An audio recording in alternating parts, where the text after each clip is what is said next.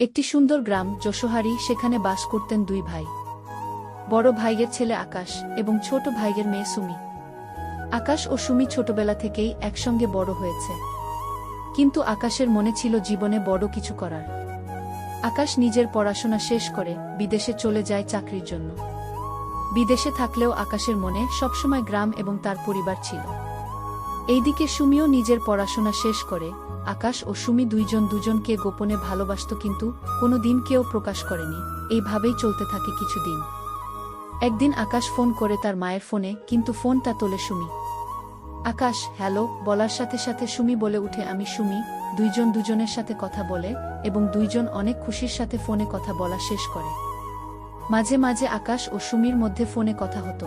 এইভাবে দুজনের মধ্যে বন্ধুত্ব আরও জেগে ওঠে আর একে অপরের প্রতি আকৃষ্ট হতে থাকে। এইভাবেই কেটে যায় দিনগুলো। দেখতে দেখতে 4টা বছর কেটে যায়। আকাশ দেশে আসার সিদ্ধান্ত নেয়।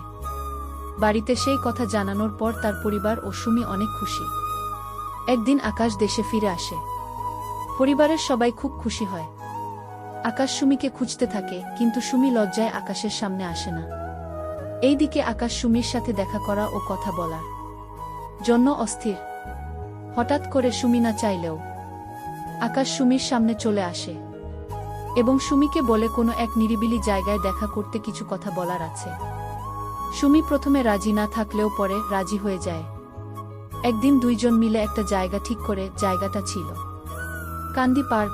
ওই দিন আকাশ তার মনের কথা সুমিকে বলে। সে নাকি সুমিকে খুব ভালোবাসে, কিন্তু কোনো দিন বলতে পারেনি। সুমি সেই কথা শোনার পর খুব লজ্জা পাচ্ছিল। সুমিও আকাশকে ভালোবাসত, তাই সুমিও তার প্রস্তাবে রাজি হয়ে যায়। কিছু সময় কাটানো পরে ওরা বাড়ি ফিরে আসে। একদিন আকাশ তার মায়ের কাছে তার মনের কথা প্রকাশ করে। সে সুমিকে বিয়ে করতে চায়।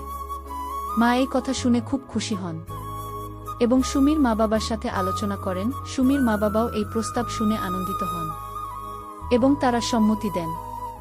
আকাশ ও সুমির বিয়ের দিন ঠিক হয়।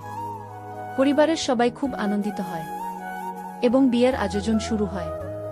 বিয়ের দিন আকাশ ও সুমি একে অপরের হাতে হাত রেখে সবার সামনে শপথ নেয়। তাদের বিয়ের মাধ্যমে দুই পরিবারের বন্ধন আরও দৃঢ় হয় এবং সবাই মিলে আনন্দোল্লাস করে। এইভাবে আকাশ ও সুমির প্রেমের গল্প বিয়েতে পরিণত হয় এবং তারা সুখে শান্তিতে জীবন কাটাতে শুরু করে। বন্ধুরা, এই রকম গল্প শুনতে চ্যানেলটা সাবস্ক্রাইব করে পাশে থাকুন এবং যদি গল্পটা ভালো লাগে তাহলে কমেন্টে লিখুন।